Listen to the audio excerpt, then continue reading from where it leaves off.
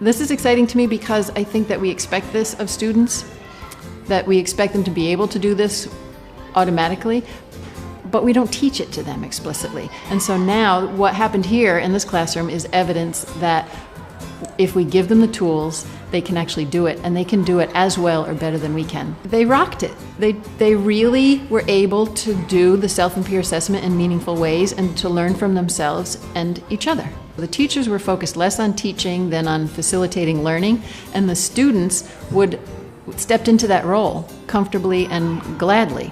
And they talked to themselves, they talked to each other, they talked to the teacher. You know what they had here? They have a culture of critique in this classroom. And it's a constructive culture of critique, it's an intelligent culture of critique, and that's because the teachers put the tools in place, in this case the rubric and the ladder of feedback, and they taught their children how to do it. This is important. They've been doing this all year. Instead of just saying, I think you need to fix such and such, you say, have you considered? Or I wonder if, or one of my concerns is. This makes a huge difference, and all the kids spoke about that. They get it. They get it because they were taught about the importance of it, but they also get it because they experience it, and they can talk about getting feedback from each other, not as being harsh, but as being gentle and helpful. That it wasn't about just judgment or evaluation or even just assessment in the typical sense of the word. It was about improvement. We've talked already about the role of a constructive critique, a protocol, the ladder of feedback, or whatever, 2 stars and a wish, any kind of constructive protocol for peer feedback. But the other key element in truly informative self and peer assessment is standards.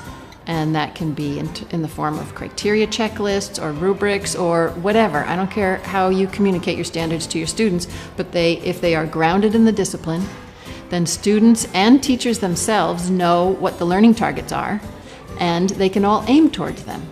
But without a really clear picture of what those goals are, all the lovely protocols in the world, no matter how constructive, no matter how gentle, aren't going to do anybody any good because we don't know what we're talking about.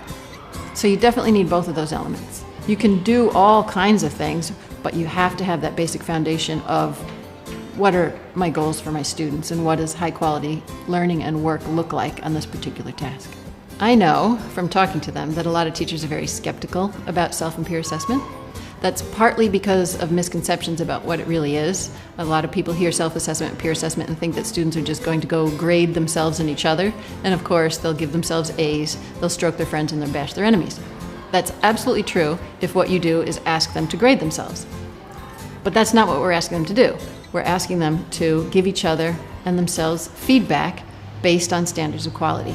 Completely different animals, and you get completely different behaviors if you ask them to grade themselves versus give themselves feedback.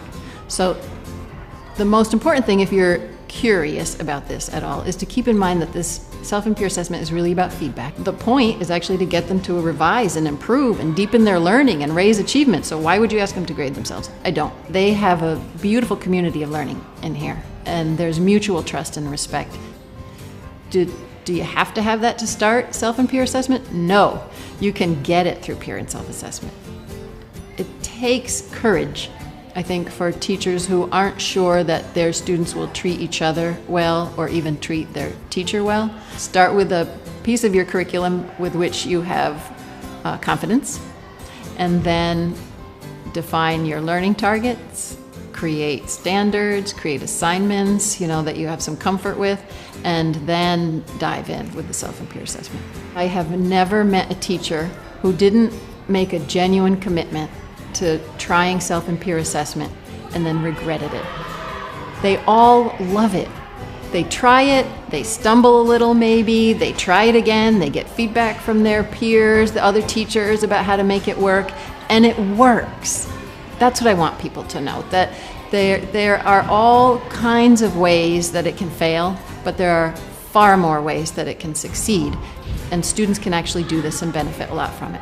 It's fun to be with a bunch of students who are academically, intellectually engaged. That's a blast.